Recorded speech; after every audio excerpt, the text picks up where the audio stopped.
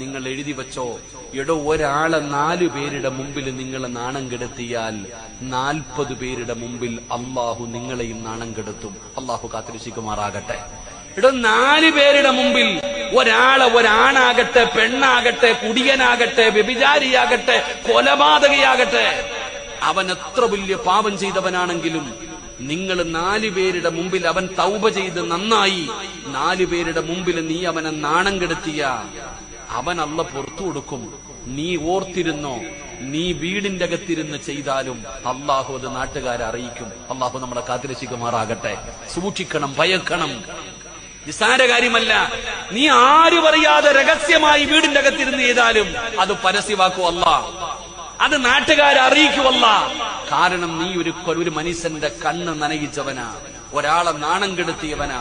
അത് അത്രയ്ക്കും വലിയ പാപവാ, ചെറുതൊന്നുമല്ല, അത് ചെറുതൊന്നുമല്ല.